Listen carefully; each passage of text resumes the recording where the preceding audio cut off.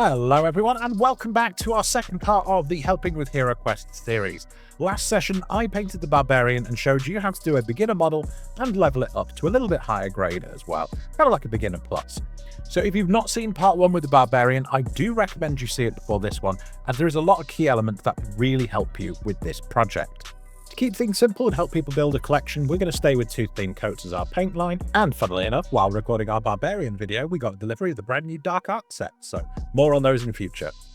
For this project, I've chosen to stay away from Grimdark because I absolutely love bright and colourful HeroQuest, very much leans into my style, so hopefully you like this wizard. And if this guide helps you, please do consider subscribing as we are very, very close to 2,000, I can taste it. But today we're going to start off with a coat of glistening gums. As always, you can use different colours if you like. There are wizards of all types, including grey, white, and Peter the Pink. But fret not, adventurers, the pink here is going to be used to elevate the future coats of yellow. As always, 2 thin coats is advised to layer up your paint, certainly with one as pale as this. If you are like me and impatient for layers to dry, you can use a hairdryer, but remember these are PVC miniatures, they are very susceptible to going floppy in the heat. With a solid base layer of pink, you can then apply some dark sun yellow, which looks wonderfully vibrant over the pink. I'll be honest with you, watching this video back, I'm not sure why I did the poncho yellow, made a mistake, but it's fine, it takes the blue over it really well. And said blue is Eldar blue, and we're going to cover the entirety of the poncho. As with our last video, we're going to do a 1 colour covering over the entire model. Now, we did use the pink to layer up the yellow, but the idea is just make everything 1 basic colour each. Not everyone wants to spend a fortune on paints. Not everybody wants to be a mini painter. So the first half of the guide is get everything to a basic standard, and the second half, we're going to level it up. Using our War Master green, we're going to pick out the undershirt, we're going to pick out the trousers, and there's a bit of a seam in the crotch as well. You may choose to do the same colour. If you want to add more colour variations, changing the pants would certainly be an option. Just a reminder, like many brands, 2 thin coats works on a triad system. You get a base coat, a mid-tone, and a shade. A little behind the curtain, 90% of paint guides are going to be use number 1, 2, and 3 in succession. So for the Vambraces, the belt, and the booties, we are using Noble Steed Brawn. If you do follow this guide to the end, we will be using the future highlights to level up. So I just want to educate you on the triad system in case you are looking to shop for more paints. I always do tend to buy them in the triad, so I have the highlighted capabilities. For those who need a little more advice while shopping for paints, you can go to the 2 Thin Coats website and find these paint reference charts for each wave of the releases. They will help you see which colours form a triad. Something to bear in mind is just above the belt, you do have a continuation of the robes, so you may need to touch that up with a little yellow paint. It's always fine to top up your mistakes as you go. He may be the wizard, but Barbarian Brawn is a perfectly wonderful base tone for the flesh. For this model, you only really have to focus on the face and the hands. With miniatures, it's very highly advisory you do the base colour of the flesh before you do the hair. This is because as you do the hair, it's a lot less likely you're going to touch the face, meaning less mistakes. And moving on to the hair, we're going to be using Scabbard Brown as our base. While there is a little circlet embedded around the hairline, honestly, it's easier just to paint over it for the base coat of the hair. You can always pick it out afterwards. For a number of years, I've been collecting and painting HeroQuest, and it's very much adapted to my style of the kind of comic book cartoony aesthetic. For that reason, I do use non-metallic metals, so where I'm painting this non-metallic gold, use the metallic gold from your set if you want to. You can also use any of the browns to make it a wooden staff. Feel free to go silver. Really, with a wizard, you can do whatever you like. And while you're there, make sure you pick out the belt buckles and fastenings. Moving on, I've decided to go for like a purple warlocky magical flame. So this Von Evil purple is absolutely fantastic for that base colour, goes over black amazingly, but its purple's not your thing. Greens and traditional fire colours come out really well. With that done, that does end the beginning of this tutorial. At this stage, if you're happy with your work, you are welcome to finish there. There is no need to stress further.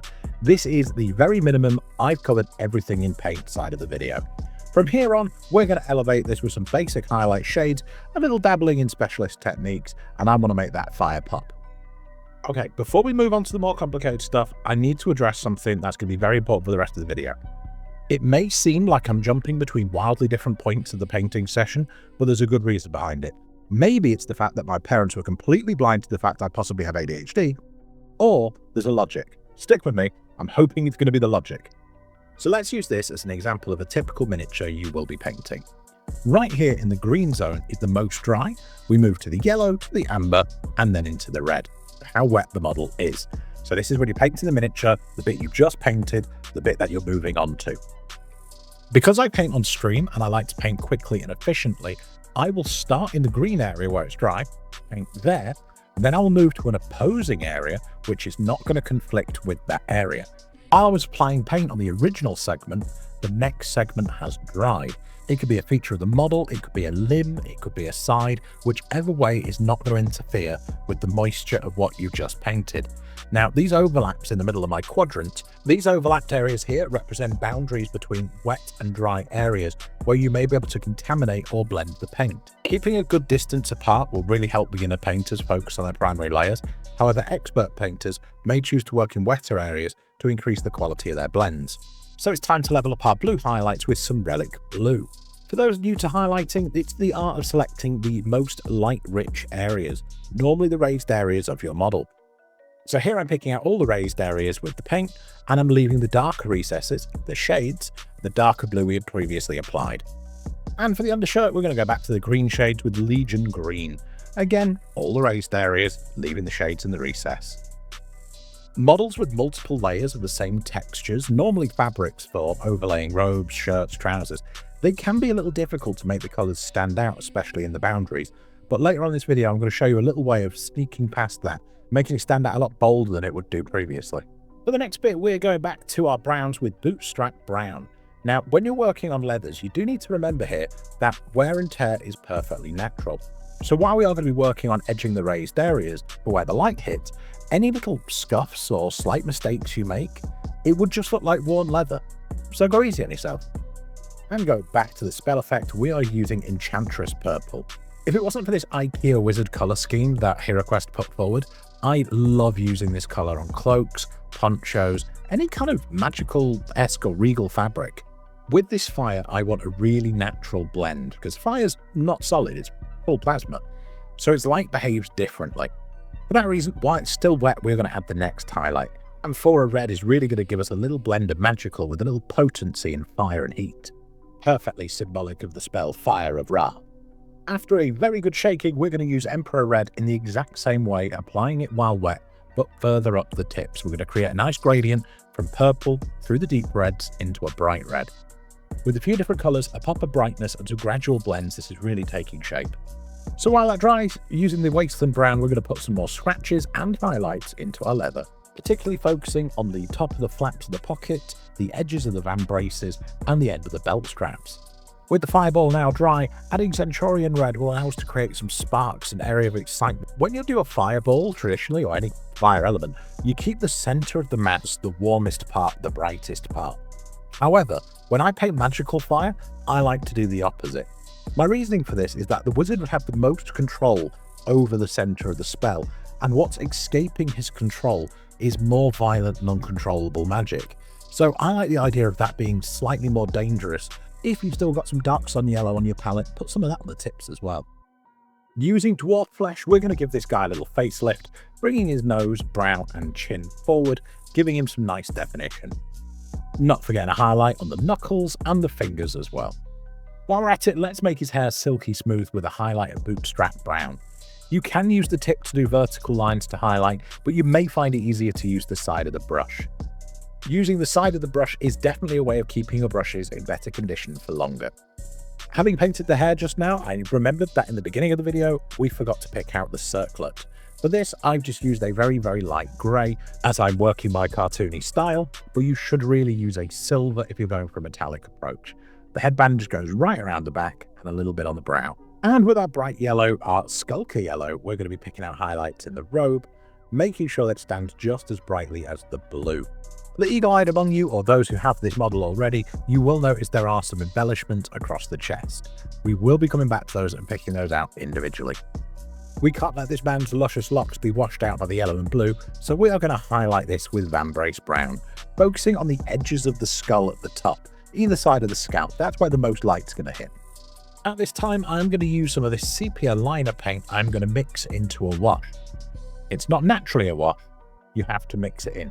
Now, the reason I'm doing this is I did run out of the brown wash that I normally use from Two Thin Coats, but watering this down very, very thinly, it's letting me manage the blend a little bit more.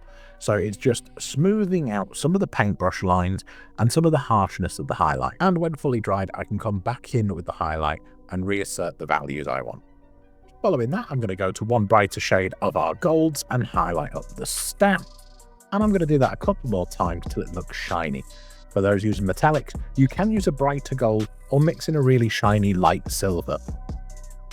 For those needing to make a gold stack look a little bit darker, you can water down a purple wash, or you can use the flesh tone. The purple gives it a more aged look, and the flesh tone gives it a more warm glow.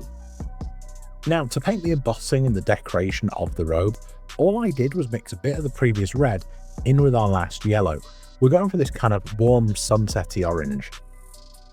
Now, the reason I decided not to use an original paint for this is we already have so much yellow and red on the palette, I didn't see it worth opening another paint or potentially buying another paint to create an effect of a colour similar to what we already have. This can be tricky, a little frustrating, but you can always add more yellow paint to cover up any blemishes. Earlier in this guide, I told you a little trick to help fabrics stand out against each other.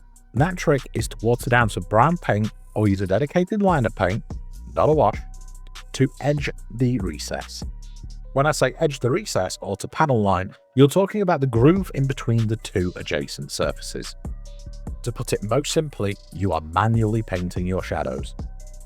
As long as you've not overloaded your brush with moisture, the surface tension will draw this paint into the recess naturally, so it should be quite easy to do even for a beginner, as long as you've got a strong pointed brush. I've had a lot of years practice and I've still not got the most steady hand, but again, you can top up with the previous colour paint. We're getting to the end game now, and at this point I'm picking out the circlet with a highlight of a brighter silver shade. With that, all the final highlight can be applied. We're going to go into Legion green on the trousers and the undershirt, some highlights of Seafarer blue for the poncho, focusing on the edges of the collar mostly, as well as the top of the shoulders. For both silver and gold metallics, you can use a bright silver, or if you did it non-metallically, you can use a plain white. These should be focused in the absolute shiniest area of the staff, so make sure you have a focused point of where your light is coming from. Most commonly, people use a halo effect, which is a top-down lamp over the head and shoulders rounded a circle effect. For me, I like to use the top right 45 degrees of the character. It could just be a comic book thing I've picked up from reading Jack Kirby. All you need to do is finish is give the base a coating of black, and you are done. Hopefully you like your wizard. If you don't, you can always apply more paint, go away, come back to it, and top it up whenever you like. Painting is only finished when you decide it's finished. Either way, you may be one of the few people who've actually got round to painting their minis, so you should be applauded. To everyone who watched this, thank you very much for your time. Please do hit subscribe, we're very close to 2,000. To all my Patreons, I can't do this without you, and Excelsior, my adventurers.